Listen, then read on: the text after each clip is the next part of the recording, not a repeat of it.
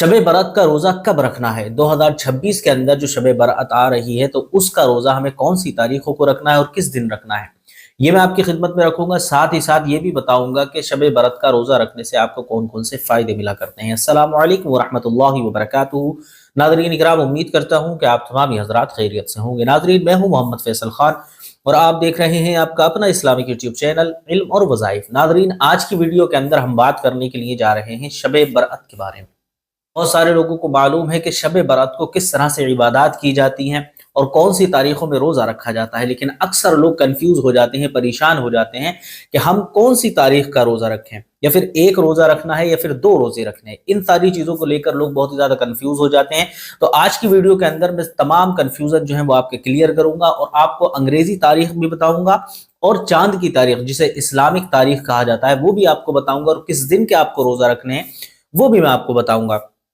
ساتھ ہی ساتھ آپ کو یہ بھی بتاؤں گا کہ شعبان المعظم کو جو اللہ رب العزت نے اتنا زیادہ افضل و اعلیٰ مرتبہ دیا ہے تو وہ کس وجہ سے دیا ہے۔ لیکن سب سے پہلے تو خود نبی کریم صلی اللہ تعالی علیہ وسلم نے اس مہینے سے متعلق ارشاد فرمایا کہ شعبان میرا مہینہ ہے۔ سمجھ رہے ہیں؟ اب یہ سمجھ سکتے ہیں آپ کہ جس مہینے کو خود نبی کریم صلی اللہ تعالی علیہ وسلم نے اپنا مہینہ قرار دے دیا ہو تو اس مہینے کے کیا ہی کہنا ہے۔ جو ہم مہینہ ہمارے آقا کا ہو گیا ہو تو آپ بتا سکتے ہیں کہ اس مہینے کا کیا کہنا ہے۔ اس مہینے کے اندر جتنی بھی عبادات کی جائیں کم ہی کم ہے، اور بزرگان دین فرماتے ہیں کہ اس مہینے کے اندر خاص طور پر اپنی عبادات کو بڑھا دینا چاہیے، ذکر و اذکار کو بڑھا دینا چاہیے، اور اس کی سب سے بہترین جو تسبیح بتائی ہے بزرگان دین نے وہ کہا ہے کہ درود شریف کثرت کے ساتھ پڑھا کریں، کیونکہ درود شریف پڑھنے کی وجہ سے اللہ رب العزت پڑھنے والے شخص کے کھاتے میں 10 نیکیاں لکھ دیا کرتا ہے، 10 درجات بلند فرما دیتا ہے اور 10 رحمتیں اس کے اوپر نازل فرمایا کرتا ہے۔ تو آپ سمجھ سکتے ہیں کہ درود شریف کتنی بڑی فضیلت والی چیز ہے، اور اس کو جب ہم اللہ رب العزت کے خاص مہینوں میں سے ایک مہینہ جیسے میں بتا رہا ہوں شعبان المعظم، اس مہینے کے اندر اگر ہم کرنا شروع کر دیتے ہیں تو آپ سمجھ سکتے ہیں کتنا زیادہ آپ کو ثواب مل سکتا ہے۔ اب ساتھ ہی ساتھ اس مہینے کے اندر ایک رات آیا کرتی ہے جسے کہا جاتا ہے شب برأت۔ اب شب برأت کیا ہے؟ شب برأت ایک ایسی رات ہے کہ جس رات کے اندر پورے سال کس کا انتقال ہوگا، کون پیدا ہوگا، ٹھیک ہے، کس کو حج پہ جانا ہے، کس کو عمرے پہ جانا ہے، تمام لوگوں کی تقدیر اس رات میں فرشتے لکھ رہے ہوتے ہیں، لسٹ بنا رہے ہوتے ہیں۔ اب سمجھیں آپ کہ جس وقت فرشتے لسٹ بنا رہے ہوں تو اس وقت اگر کوئی شخص برا کام کرتا ہوگا تو آپ سمجھ سکتے ہیں اس کے لیے آنے والے سال میں کیا ہونے والا ہوگا۔ ظاہر بات ہے اس کے لیے جو آنے والا سال ہے وہ بہت برا ہونے والا ہے۔ اسی طرح اگر کوئی شخص نیک کام کر رہا ہوگا، تو تب بھی یہی بات ہے کہ اس کے آنے والے سال کے اندر اللہ رب العزت رحمتیں اور برکتیں نازل فرما دے گا۔ اور یہ وہ رات ہوا کرتی ہے جس کے اندر علماء کرام فرماتے ہیں کہ اللہ رب العزت آسمان زمین کو اوپر اپنا نزول فرماتا ہے اور وہاں پر آنے کے بعد اپنے بندوں سے کہتا ہے کہ ہے کوئی جو مجھ سے روزی طلب کرے اور میں اس کو عطا کروں، ہے کوئی جو مجھ سے مغفرت طلب کرے اور میں اس کو عطا کروں، ہے کوئی بیمار جو مجھ سے شفا طلب کرے میں اس کو شفا عطا کروں، ہے کوئی گناہ گار جو مجھ سے معافی طلب کرے میں اس کے گناہوں کو معاف کر دوں، ہے کوئی آج کی رات مجھ سے کچھ مانگنے والا کہ جو مجھ سے مانگے گا آج میں اس کو سب کچھ عطا کروں گا۔ آپ سمجھیں کتنی زیادہ عظمت و شان والی وہ رات ہوگی کہ جس رات کو شب برأت کہا جاتا ہے۔ خود اللہ رب العزت اعلان فرما رہا ہے کہ ہے کوئی مجھ سے مانگنے والا، ہے کوئی مجھ سے مانگنے والا۔ اور جو لوگ خوش نصیب ہوا کرتے ہیں وہ اس رات کے اندر اللہ رب العزت کا ذکر کر رہے ہوتے ہیں، عبادات کر رہے ہوتے ہیں، نفل پڑھ رہے ہوتے ہیں اور عاد و وظائف کر رہے ہوتے ہیں۔ اور جو بدبخت لوگ ہوا کرتے ہیں وہ اس رات بھی اپنی عیاشیوں میں اس رات کو بھی گوا دیتے ہیں اور الٹے سیدھے کام کر کے اس رات کو بھی ختم کر دیتے ہیں۔ تو آپ سمجھ سکتے ہیں کہ شب برات کوئی معمولی رات نہیں ہے، یہ پورے سال کے حساب و کتاب کی بھی رات ہے۔ سمجھ رہے ہیں؟ پورے سال کس کو پیدا ہونا ہے، کس کو انتقال کرنا ہے، کس کو کتنی روزی ملنی ہے، کس کو حج کرنا ہے، کس نے عمرے پہ جانا ہے، یہ سارے فیصلے اسی رات میں ہوا کرتے ہیں۔ تو بزرگان دین فرماتے ہیں کہ اسی لیے شب برأت کا روزہ رکھنا چاہیے اور شب برأت کا جو ہے رات بھر جاگ کر عبادت کرنی چاہیے، کیونکہ جس وقت فرشتے لسٹ بنا رہے ہوں اس وقت ہمارا حال یہ ہو کہ یا تو ہمارا روزہ ہو یا پھر ہم اللہ رب العزت کی عبادت کر رہے ہوں۔ بزرگان دین یہ فرماتے ہیں کہ جس وقت فرشتے ہمارے لیے لسٹ بنا رہے ہوں تو اس وقت ایسا ہونا چاہیے کہ یا تو ہم عبادت کر رہے ہوں یا پھر ہم روزے سے ہوں۔ تو اس سے کیا ہوتا ہے کہ آنے والی جو سال ہوتا ہے اس کے اندر اللہ رب العزت کروڑوں رحمتیں اور برکتیں نازل فرما دیتا ہے۔ اور یہاں تک علماء کرام فرماتے ہیں کہ یہ وہ رات ہے کہ جس رات میں اللہ رب العزت اپنے بے شمار گناہگار بندوں کو دوزخ سے آزاد کر کے جنت کے اندر داخل فرما دیتا ہے۔ آپ سمجھ سکتے ہیں کہ یہ کوئی معمولی رات نہیں ہے، تو اس رات کو ہمیں بالکل بھی ضائع کرنے کی کوشش نہیں کرنی چاہیے، جتنا ہو سکے اس کے اندر عبادت کرنے کی کوشش کیا کریں، چاہے آپ اوراد و وظائف پڑھیں، چاہے آپ ذکر و اذکار کریں، چاہے آپ نفلی عبادت کریں، اور اگر آپ سے کچھ بھی نہیں ہو رہا تو آپ یہ کریں کہ آپ کے محلے کے اندر کہیں نہ کہیں واعظ و نصیحت چل رہا ہوگا، کیونکہ دیکھا جاتا ہے شب برات کی جو موقع پر بہت ساری جگہوں پر اجلاس ہو رہے ہوتے ہیں، چھوٹی چھوٹی محفلیں ہو رہی ہوتی ہیں، آپ اس کے اندر جا کر کے بیٹھیں، انشاءاللہ تبارک و تعالی آپ کسی بھی طرح سے اللہ رب العزت کی یاد میں اپنی اس شب کو گزاریں گے، اللہ رب العزت آپ کے نامہ اعمال کے اندر بھی بے شمار نیکیوں کا اضافہ فرما دے گا۔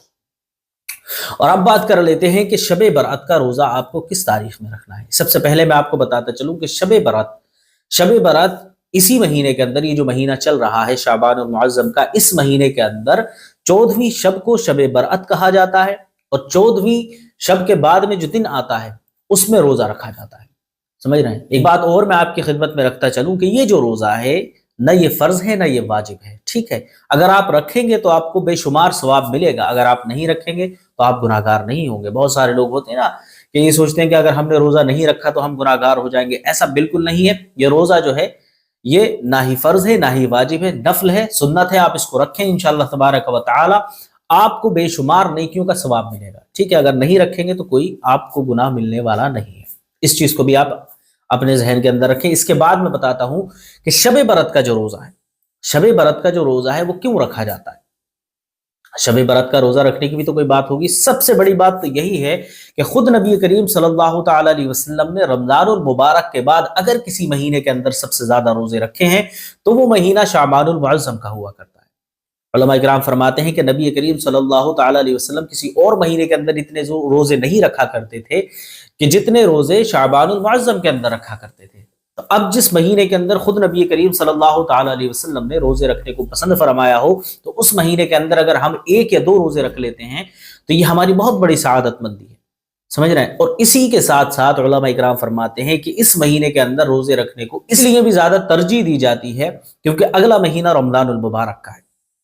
ظاہر بات ہے رمضان المبارک کے اندر تو لگاتار 30 روزے رکھنا ہوتے ہیں، جو شخص یہاں 1 روزہ نہیں رکھ سکتا وہ 30 روزے رکھنے کی اپنے اندر طاقت کہاں سے لائے گا؟ اسی لیے پریکٹس ہو جاتی ہے روزے رکھنے کی، اور نامہ اعمال کے اندر بے شمار نیکیوں کا اضافہ بھی ہو جاتا ہے۔ تو اب بات کر لیتے ہیں کہ 2026 کے اندر جو شب برات آ رہی ہے وہ انگریزی کون سی تاریخ کو ہونے والی ہے اور کس دن کے آپ کو روزے رکھنے ہیں۔ دیکھیں علماء کرام فرماتے ہیں کہ اس مہینے کے اندر آپ کو 2 روزے رکھ لینے چاہیے، 14 شعبان المعظم کا اور 15 شعبان المعظم کا، ٹھیک ہے؟ آپ 14 شعبان المعظم کا بھی روزہ رکھیں، 15 شعبان المعظم کا بھی روزہ رکھیں۔ 14 تاریخ وہ ہوتی ہے کہ جس رات مطلب دن ختم ہونے کے بعد جو رات آتی ہے وہ شب برات کی رات ہوتی ہے، ٹھیک ہے؟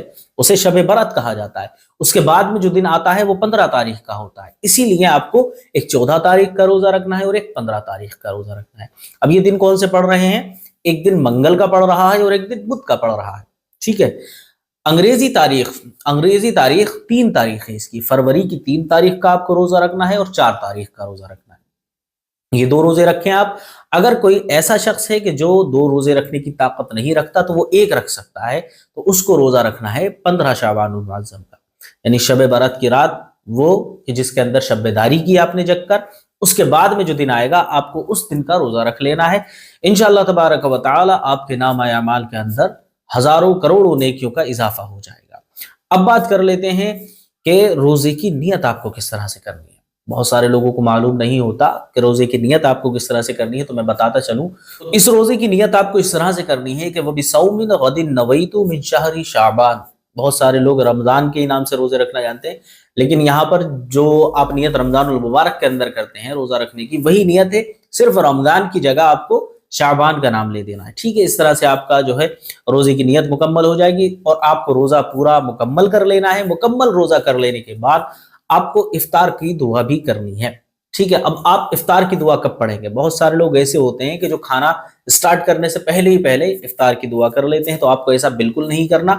آپ کو کیا کرنا ہے کہ جب آپ روزہ افطار کر لیں، بسم اللہ الرحمن الرحیم کہہ کر یا بسم اللہ وعلی برکت اللہ کہہ کر آپ نے افطار کرنا شروع کیا، کرنے کے بعد جب آپ پورے سیراب ہو جائیں تو اس کے بعد میں آپ کو دعا پڑھنی ہے۔ دعا وہی پڑھنی ہے جو آپ رمضان المبارک کے اندر پڑھتے ہیں، اللہم انی لک صمت و بک آمنت و علیک توکلت و علی رزقک افطرت، یہ آپ کو دعا پڑھ لینی ہے انشاءاللہ تبارک و تعالی۔ آپ اس دعا کو پڑھیں گے، اللہ رب العزت آپ کے اوپر ہزاروں رحمتیں اور برکتیں نازل فرمائے گا۔ اور خاص طور پر جب آپ افطار کے ٹائم پر دسترخوان پر بیٹھے تو 10 سے 15 منٹ پہلے بیٹھ جائیں، وہاں بیٹھنے کے بعد آپ دعا کرنا شروع کریں، انشاءاللہ تبارک و تعالی اس موقع پر کی گئی دعا آپ کی ضرور قبول ہوتی ہے۔ تو امید کرتا ہوں ساری انفارمیشن آپ کو پسند آئی ہوگی، اور ویڈیو پسند آیا ہو تو ویڈیو کو لائک کریں، چینل کو سبسکرائب کریں، اور کمنٹ کے اندر اپنی رائے کا اظہار کرنا نہ بھولیں۔ ملتا ہوں آپ سے اگلی ویڈیو میں، تب تک اپنا خیال رکھیے گا۔ السلام علیکم ورحمۃ اللہ وبرکاتہ۔